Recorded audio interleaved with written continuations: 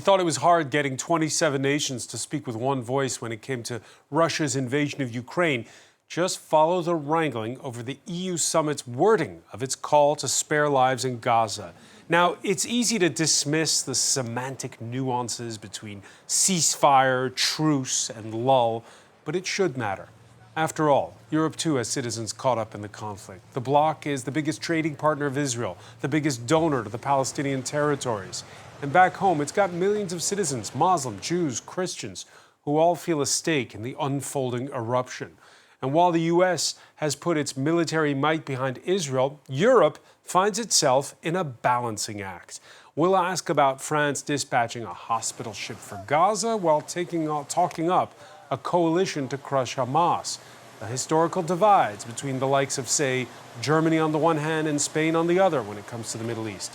And more broadly, how to manage rage that's splitting political families and fueling the worst kind of identity politics right here in Europe. Today in the France 24 debate, we're asking, what does Europe stand for in this conflict? And with us is Christopher Weisberg, Member of Parliament for Emmanuel Macron's Renaissance Party, your constituency, North America. You represent the French abroad. Thanks for being with us. Thank you so much for having me. We're joined from Washington by Hussein Ibish, Senior Resident Scholar at the Arab Gulf State Institute. Welcome to the show. Thank you very much. Great to be with you. And from Brussels, France 24 correspondent Dave Keating is with us as well. Good to see you. Your reactions on the hashtag F24debate. Yeah, EU leaders unanimous in expressing sympathy for civilians on both sides, even when, well, the language going into the summit varies if you listen closely. Now, it is also about us making it clear together that we support Israel in the defense of its own territory against the awful attack by Hamas. I think that also we need to be courageous, committed to find a solution and to, of course, be in with those who are suffering, the civilians in Israel and also the civilians in Palestine. I mean, I cannot imagine the situation in Palestine, in Gaza Strip, when close to half of the populations are kids. Yeah, the accent, Dave Keating there, put by Pedro Sanchez on the suffering of the Palestinians. Germany talking about Israel's right to defend itself. Are these just nuances? These are not just nuances. I mean, this is an issue that has divided European countries basically from the time of Israel's existence. And why this disunity is so notable right now is because the EU has actually been pretty united on many of the crises that it faced over the past 8 years. It was united on Brexit. It was almost entirely united on the... All right, we seem to have a choppy connection there with so many journalists gathered at that summit in Brussels. We're going to try to reconnect there with Dave Keating as quick as we can. Christopher Weisberg, the EU, the argument there, much more divided on this than on Ukraine. Well, obviously, you know, when we talk about Ukraine, this is of national or EU interest for every state. We know that, of course, on the eastern side of Europe, countries are extremely worried about what Russia's been doing. When we talk about what's going on in the Middle East, it's a different region, and obviously have different approaches. Also, I think that there is a European approach and an American approach, and that Europe is kind of back in this talkings about peace, which probably she wasn't as much over the last 10 years. And I think because of what's happening right now, Europe, with its political trying to find a peace agreement between Palestine and Israel, is going to be an important voice in the next few months. Hussein Ibish, do you agree that there is a big difference between the way Europe and the United States broach the conflict?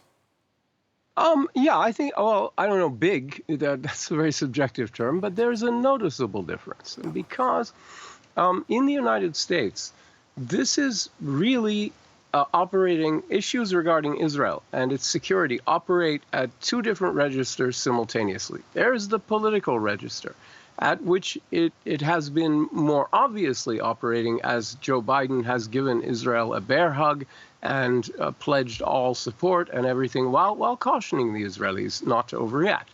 There is a more subtle thing going on here, a more subtle policy that reflects foreign policy priorities rather than political imperatives in the United States, and the national interest as well. And that is to use what is possible in the United States to prevent the war from spreading. On the one hand, you've got a lot of saber rattling towards adversaries, particularly towards Hezbollah, represented by this large military buildup in the Eastern Mediterranean.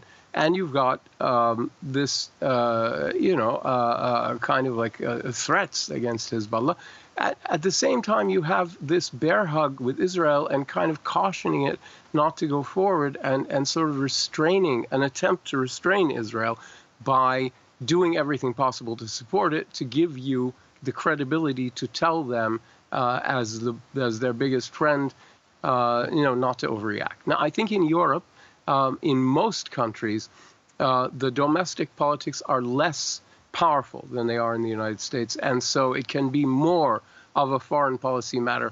Although in Britain and Germany, that might not be true. Germany has its own relationship with Israel and Jews, and a lot of guilt that gets transplanted onto Palestinians, but that's the way it is. And Britain is responsible for all of this. It's the mandatory power between the two world wars that created precisely the mess that's playing out now. So for Britain and Germany, there are old historical ties that may kick in. The rest of Europe, I think, is at some liberty, more than the United States, to look at this from a foreign policy perspective. Christopher Weisberg, does it feel like a foreign policy issue when you see that we're sitting in the country that's home to Europe's largest Jewish and largest Muslim population, and nerves are raw, tensions are high here in France? Well, first of all, I really hope it stays a foreign policy and not a domestic conflict between, Arab population and Jewish population. But obviously, do you know that we had 34 French people dying in Israel? So we have a large French community. I think last time we had so many people dying in a terrorist attack was in France, in Nice. So obviously, there is a strong tie between our two nations. And those 34 are Jewish, but there's also, according to the French president, 150 French citizens and their partners and loved ones who right now are stuck in Gaza. So it's on both sides of the divide that the French have a personal stake in this. Absolutely. So we need to have a real balanced way of addressing the problem. And I think that's what President Macron absolutely was driven by for the last few weeks. Do you feel as though there were missteps at the beginning?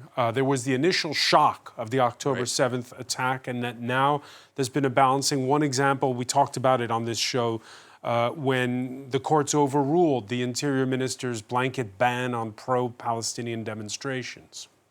Well, once again, we want to be very careful that we don't have incidents coming in France because of riots. And I think the Minister of Domestic Issues, Mr. Darmanin, tried to avoid clashes between populations. And we know that this can happen. In places like Sarcelles, there were riots where people threw stones at synagogues. So we want to be sure that there is no risk for our populations. And this is the only thing that is driven to ban demonstrations. Right now, though, the courts overturned it. And it went off peacefully in Paris' Place de la République on Sunday. Right. Well, I really hope that everyone is responsible. I'm a member of Congress. I believe that most people in the Congress are responsible. I also believe that a part of the left wing in Congress is not being responsible and is actually throwing oil in a fire. So I want to be sure that everyone is as responsible as possible when it comes to this issue. Yeah, the French left, which is divided over the war in the Middle East, Jean-Luc Mélenchon's party, which will not brand Hamas a terror organization, There's left-wing partners disagree. By the way, Britain's Labour Party's now split, and the right-wing tabloids are screaming about it on their front pages. There you see the headline in today's Daily Mail, Labour tearing itself apart on Israel, with the Jeremy Corbyn hard left wing of the party calling on the more moderate leader now, Keir Starmer, to call for a humanitarian ceasefire. Dave Keating, we're back to the language that we use in these communiques. Whether or not to employ the word humanitarian ceasefire, it's an issue on both sides of the channel. Yeah, I mean, this is a big debate happening behind me here at the European Council summit. There are several countries, including Ireland, Spain, and France, that want the EU to call for a humanitarian ceasefire in order to deliver aid to the Palestinians in Gaza. But several countries, including Germany and Austria, are very, very much against that because they say it would only benefit Hamas, allow Hamas to regroup, and it would tie Israel's hands. The compromise they're discussing back there is calling for a humanitarian pause. Actually, that's evolved. The original draft was humanitarian pause. Now we have humanitarian pauses. They added an S. The question is, can that S, is it enough to get Germany, Czechia, Austria, Poland, these countries that are very wary of tying Israel's hands in any way, can that get them over the line? There have been hours of debate about this already. They're still debating this now. We're talking about a debate over one letter, an S. And in the end, the question is, even if we do end this summit with the EU calling for humanitarian pauses, A, what does that mean? I mean, those pauses could be as short as 30 minutes. And B, would Israel even listen? Does the EU have any diplomatic clout here in this conflict, or is it really down to what Washington says? I've heard from a lot of diplomats here that the real import of what they decide here at this summit is a signal to Washington, to add pressure to Washington to also call for pauses and to actually organize that and make something happen. Hussein Ibish, the chemistry between Europe and Washington on this issue? Yes, I think that was exactly right. I think the main impact of whatever comes out of this meeting between European leaders will be how it addresses Washington and how it pushes Washington in a certain direction on humanitarian concerns. The American position here is really complex. You've got them saying we absolutely support Israel's right to defend itself and Hamas must be destroyed and stuff like that. But at the same time, they are the one power that is persuasively arguing to Israel that there is a humanitarian dimension here. Israel has not been proceeding with any regard for the humanitarian interests of the 2.1 million Palestinians when it comes to things like food, water, shelter, medicine, the basic necessities of life, with half the population approximately already displaced and everybody under siege and constant attack. So Washington has been quietly whispering this to Israel, but it follows a pattern of how the U.S. responds to Israeli wars against these non-state actors in Gaza and Lebanon, Hamas and Hezbollah. At first, the United States it totally embraces Israel and emphasizes its right to self-defense. Then the United States starts expressing concerns while repeating its support. Then the United States begins just barely sort of hinting at ceasefire.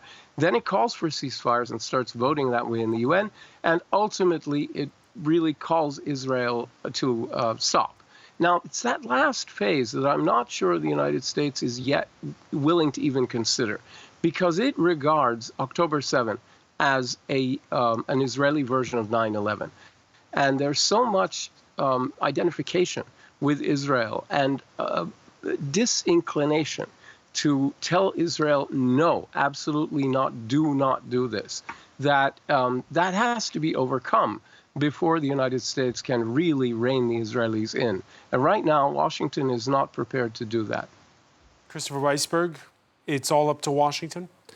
I don't think so. Obviously, Washington's been so involved the last few years with a different approach, which was a regional approach with the Abraham agreements getting into power, which showed that it was supposed and meant to be very efficient. But we see with what just happened on October 7th that it's not the only solution to the issue. And so I feel that over the last few weeks, there was kind of an alignment between the Europeans and Washington. Joe Biden being, I think, quite moderate when he came to Israel. He, I think, was instrumental for humanitarian aid. He was the first to approach. He had very strong words, I think. But for Arab public opinion, what do they see? They see the aircraft carriers. They see the ammunition that's been provided to Israel in a blanket fashion, and they see the fact that there is that blockade that continues. Well, obviously, it's not. We're still in the process of a change of doctrine, I think. But I believe that there is much more alignment today than there was a few years ago when Trump had this Abraham agreement with Arab countries and Israel. And there's a shift in those foreign policies, and I think somehow an alignment between Europe and Washington. Is that how it's viewed where you are, Dave Keating? Because you also cover NATO summits. We know how it's always a sensitive topic, just how much the EU follows Washington's lead. In this case, it's very different from Ukraine.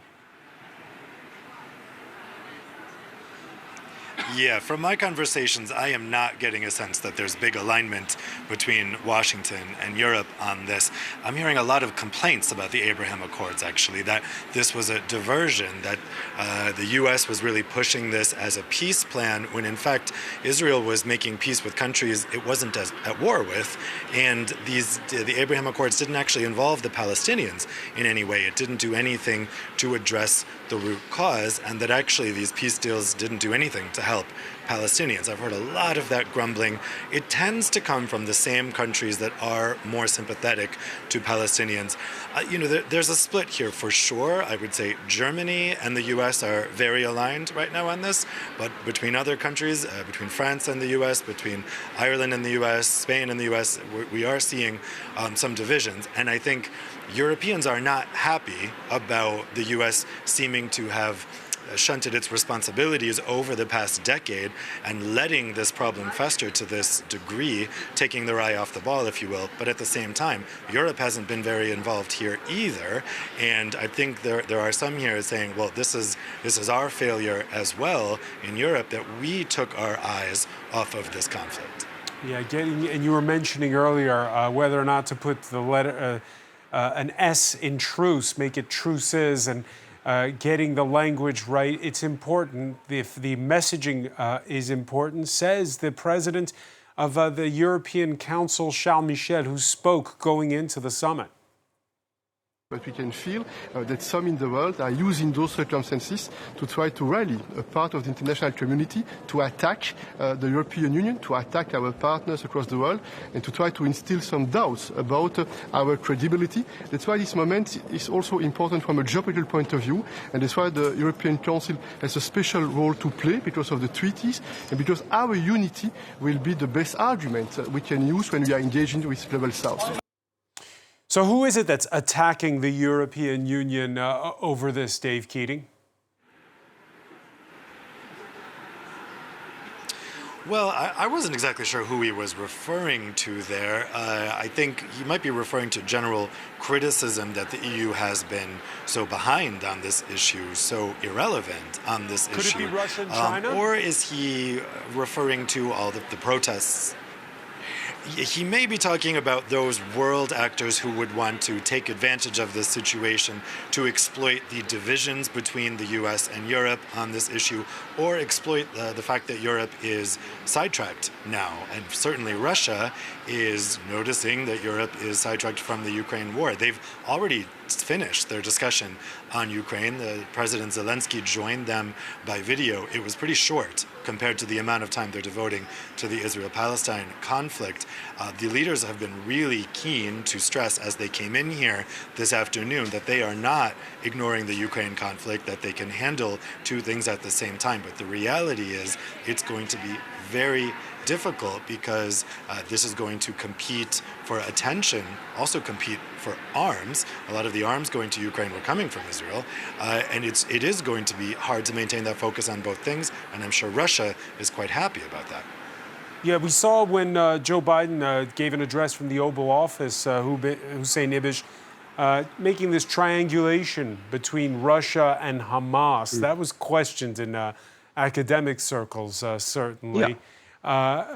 Your thoughts when you listened there just now to Charles Michel? Yeah, I mean, I actually think he might have been referring to criticism from within European countries. In other words, the Eurosceptics on the far left and the far right may have been the people he had in mind, criticizing the EU as an institution for failing on these matters. Joe Biden's effort to link Russia to Hamas was pretty ham-handed, and everyone who tries to kind of put the war in Gaza and the war in Ukraine in the same basket is doing something pretty desperate and intellectually dishonest, because there is no 60-year occupation in that case, and Hamas is not a UN member state, and just the analogy is not right at all. It also is sort of absurd. It's not right at all, Hussein Ibish, although this Thursday, guess who is in Moscow? A Hamas delegation, according to the Russian Foreign Ministry. I noticed that.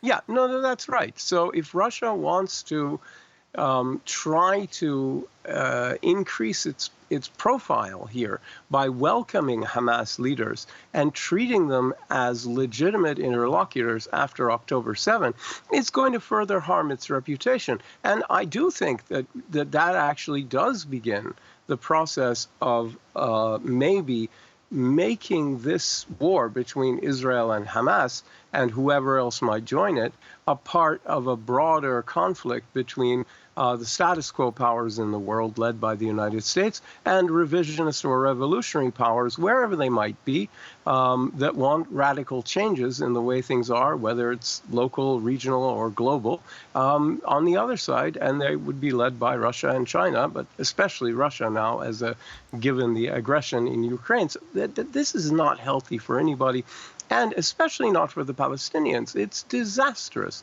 for Palestinians to get drawn into the global confrontation between status quo powers and revolutionary powers, especially when the revisionist powers are basically struggling to create a world based on might makes right, and a world in which Israel can annex territory and expel Palestinians and get away with it. I mean, they really should think, honestly, not that Hamas calculates this way, but Palestinians must be very afraid of a lawless world. Even though the rules-based order never protected them, still, they stand to lose much more than most other people if Israel is operating in a global situation in which it can do whatever it wants to Palestinians, not only in Gaza, but in the West Bank, annex large chunks of territory and ethnically cleanse Palestinians, as several members of the existing government in Israel say they want to do.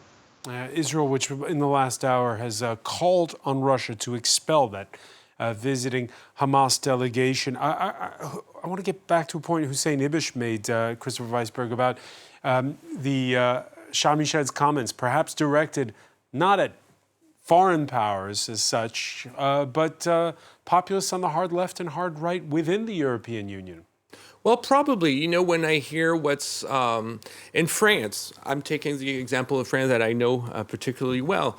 Obviously, when you hear leaders from La France Insoumise, Mélenchon's party, who don't want to call the Hamas a terrorist organization, it's quite shocking when most of our political forces have been extremely clear about this. On the extreme right in France, I think it's not the issue, because the far right has been very clear on its support to Israel, but they're also on their hand trying to have a very aggressive rhetoric against the Hamas, but also about Palestine. If Marine Le Pen mentioned, I think, the day after the terrorist attacks, that Israel should just get into the Gaza Strip and take this territory. So you see that both ends of our parliament don't have the balanced approach that is ours and that is Emmanuel Macron's approach.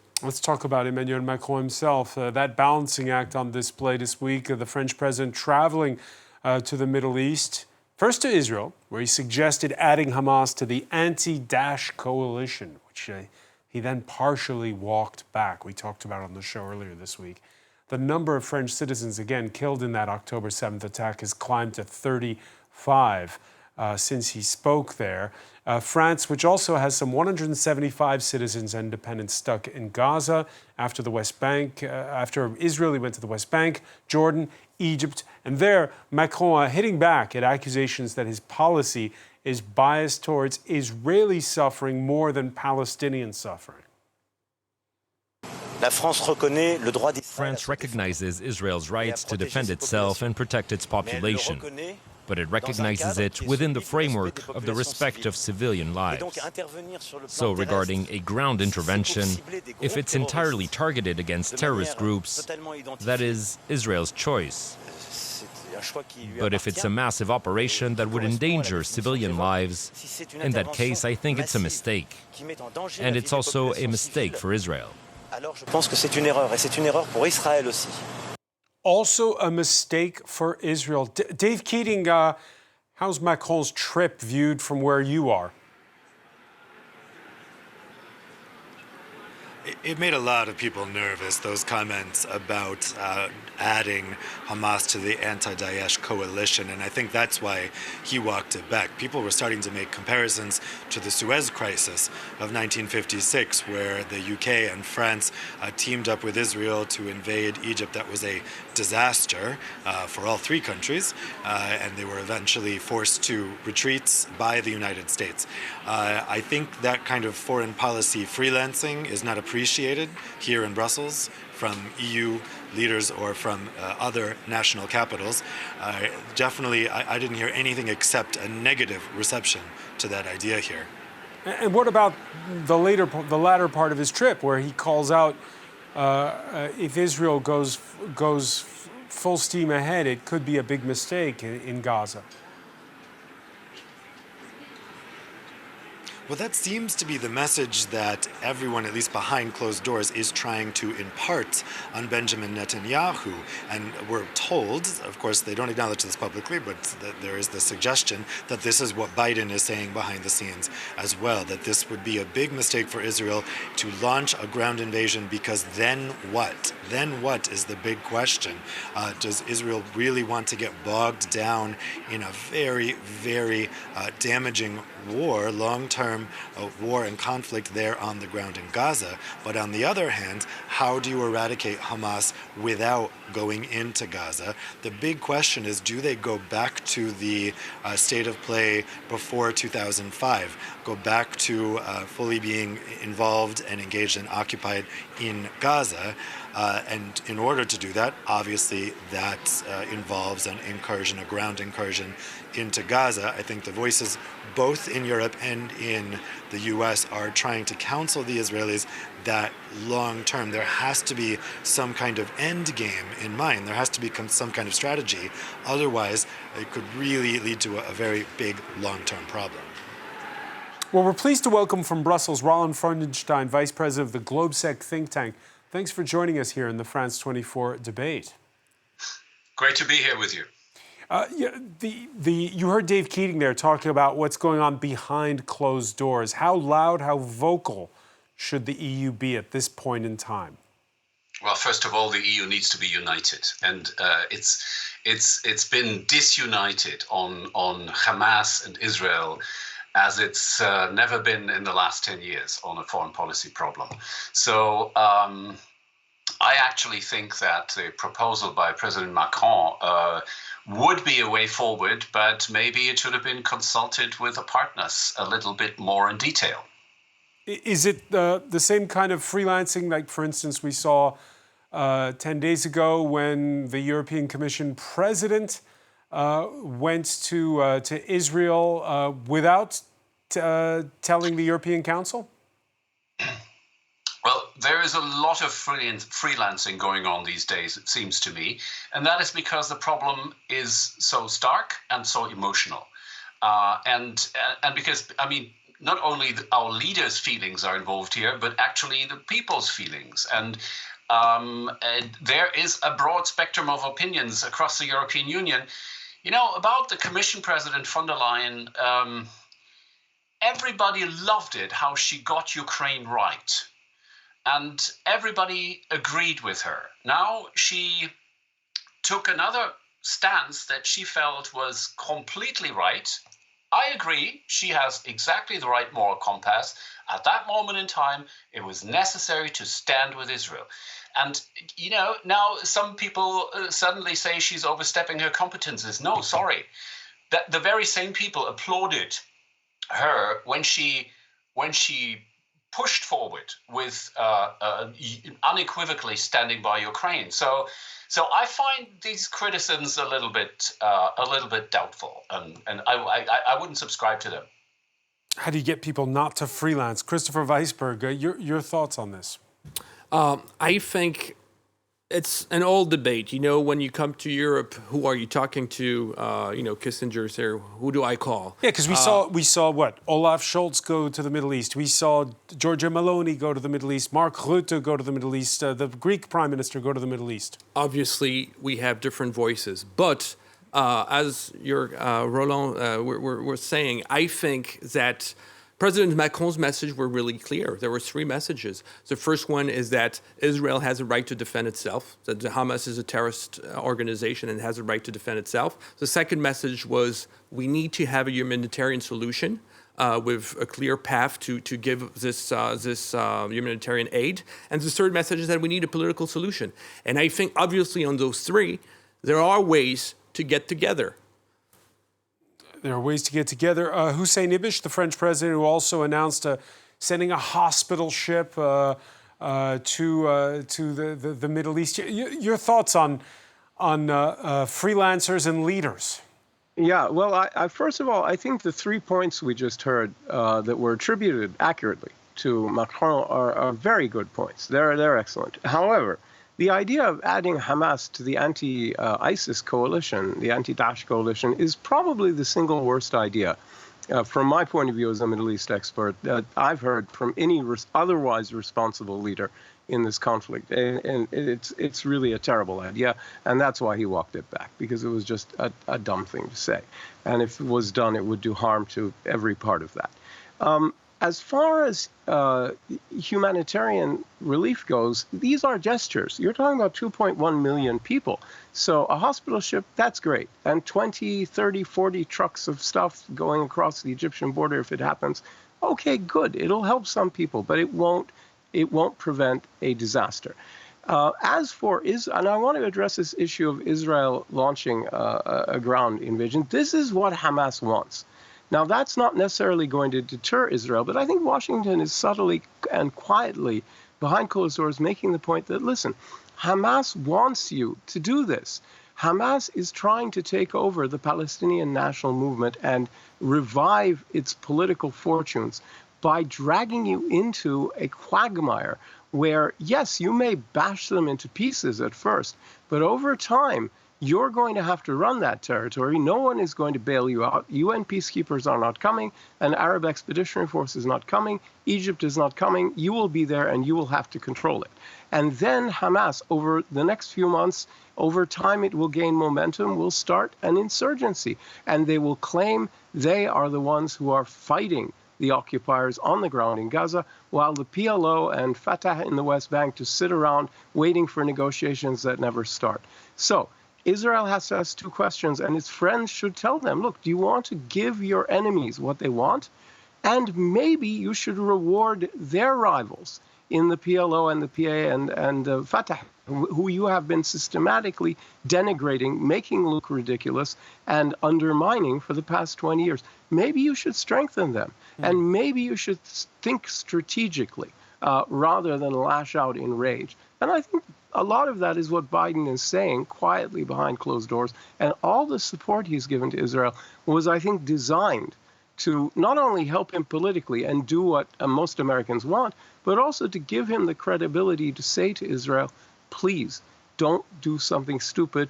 And he publicly said for the first time what a disaster the war in Iraq was. This is important from an American point of view because no serving American president has ever admitted how bad the Iraq invasion was as a mistake. And he's using that painful admission in public as part of a broader campaign to help the Israelis not make these incredible mistakes. Roland Freudenstein was wishing aloud there for Europeans to sing from the same hymn sheet when it comes to the Middle East. For that, you have to gauge how much of a heterogeneous group it is. It's the first EU summit since recent elections that may move the needle in one way. There was Poland, with once and perhaps future Prime Minister Donald Tusk visiting his old haunt in Brussels after his centrist coalition beat the nationalist hard-right Law and Justice Party.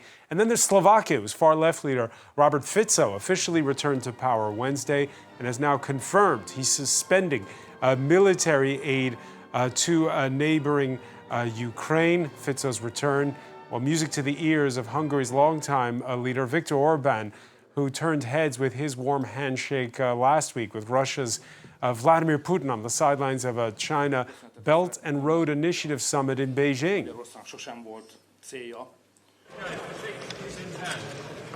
What? No. We have a very transparent and clear policy on that, which differ for the majority of the strategy here, probably your strategy as well. You have a war strategy. We have a peace strategy. You have a war strategy. We have a peace strategy. Roland Freudenstein, Viktor Orban, Robert Fico, they're not the same political family, but they're both, I guess you could call them more populist hardliners as opposed to moderates. And so does that make the job harder now when it comes to the Middle East and when it comes to Ukraine? No, I don't think so. I mean, first of all, Robert Fico and Viktor Orban have their belief in common that liberal democracy is a thing of the past, and it's up to the rest of the European Union to prove them wrong. And I think the new Polish government, which is hopefully coming in a few weeks, will actually help in this job. The old Polish government would not have. So I think, win some, lose some for liberal democracy in the EU, but the win is much bigger than the lose. So on the Middle East, I don't think this has much of an impact. Poland is very simply going to be more constructive, about the future of Europe, also about a common stance on European security. So indirectly, I think that might help. But concretely, on finding a common line on Israel and Hamas is going to be difficult anyway. So I don't see much change there. Not much change there. Is that the way, Dave Keating, that it's being viewed? I mean, the headlines have been dominated this Thursday by Robert Fico's return.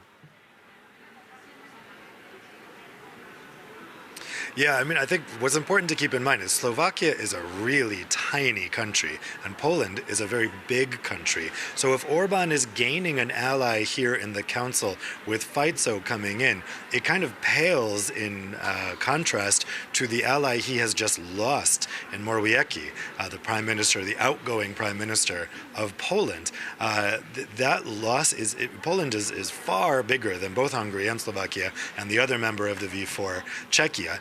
And so I think that is bad news for Orban. He's lost one big ally and he's gained one small ally. He's down. He has lost power within this European Council. That being said, he has gained an ally on the specific subject of Russia, which was actually tearing apart the alliance between Poland and Hungary. But again, what difference is that going to make? What difference is it going to make that Slovakia isn't sending military aid to Ukraine? They weren't sending that much to start with. It's unclear right now. You have another country that could veto, but it only takes one country to veto. So as long as Hungary can veto, adding a second country in there, the people I've talked to here aren't terribly worried about it. Christopher Weisberg, it could be a long winter, though. Long winter for Ukraine. The Russians have more in the tank, according to military experts, when it comes to throwing missiles at them throughout the winter. And it could be a long winter of the tensions we described at the beginning of the show if there is, as Israelis are saying, an occupation that lasts several months in Gaza. Look, I think they're two different issues. I think when Europe is united, as it was for the past year and a half over the Ukraine crisis, with great alignment with what's going on in Washington, we are strong. We're able to act and behave actively and in a fast way. If we start to be divided on those issues, I also see what's happening in Washington with the new speaker, how the cooperation, the military is going to be going from Washington to Ukraine, then we're going to be in trouble. And as one of the people said earlier, this liberal democracy is the best way today for us to deal with those issues. And I think as long as we're able to have this unity, we'll be able to face those difficult challenges. So are you saying we're dysfunctional, but not as dysfunctional as the United States? Well, I think that we have been excellent at working together with the United States. I've been working on international sanctions. We've never been so good at aligning on international sanction with Washington and the EU for the past year and a half. This is one way. It's a different issue, but when Macron talks about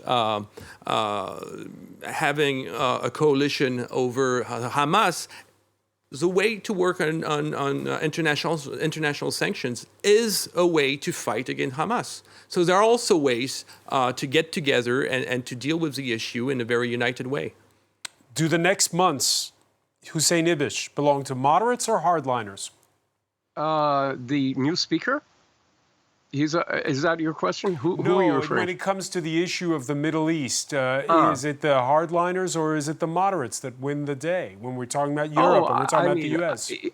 Well, look, Israel is governed by true extremists. There are really racists in that cabinet. I don't think it's salvageable. In the United States, thank goodness, the prevailing party is the Democratic Party. The Republicans couldn't even elect a speaker for weeks and weeks now. They have one who's an election denier and who's a very extreme fringe guy in terms of the country. And they kind of exclude themselves from real governance because they're not interested in policy. They're a performative circus, really, at this point, at least in the House. In the Senate, they're much more serious. And Europe? So that's it. Wait, but hold on. I want to point something out here. The moderates have to take control because this is not going to be a matter of months that you mentioned. Could it be an occupation that lasts 4 months? It's going to be it was an Israeli general who talked about 10 years. That's a much more realistic time frame because let's say Israel has done whatever it wants to do militarily. It cannot leave because there's no one to take over. There's no one to stop Hamas people or Palestinians who suddenly decide to call themselves Hamas crawling out of the rubble and declaring victory. The Palestinian Authority is not going to come in and save them. Egypt is not going to come in. The Arabs are not going to come in. Israel created this mess along with Hamas and others. They bolstered Hamas at every stage. As Netanyahu said, it's our strategy to support Hamas to prevent a Palestinian state. And Israel is going to be stuck there unless they want to go out and allow Hamas to come back or leave chaos behind and have Libya, between them and Egypt, which I don't think they're going to do. So this is going to turn into a long-term reoccupation, which is going to provide Hamas with the insurgency that they crave. So unless Israel is smart and restrains itself to really surgical stuff and limited acts of reprisal and destruction, which would be the wise thing to do, it is going to give Hamas what it wants, and it is going to be there for decades, not for months, but for a decade or more. For a decade. We're almost out of time. Roland Freudenstein, if we are headed for a long reoccupation, a long war, we talked at the outset of this conversation about how the tensions are being felt here in Europe. What will be the impact on European politics? Will it mean a further polarization? Well, the immediate effect we're feeling already for the last 2.5 weeks here is a polarization between large groups of migrants and the rest of society. And we have completely unprecedented cases of anti-Semitism. I mean, no one is burning mosques here right now, whereas synagogues are being set on fire, or they try to set them on fire. Jewish parents in countries from France to Holland to Germany don't dare to send their kids to kindergarten or school. Stars of David are painted on houses where Jews live. This is happening right now as a consequence of the call for global jihad by Hamas.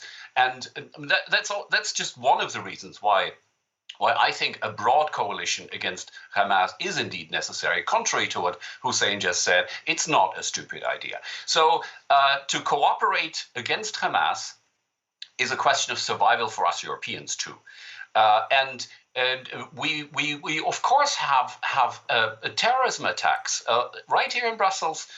A week ago, people were told to stay indoors, and 2 Swedes were killed because they're Swedes.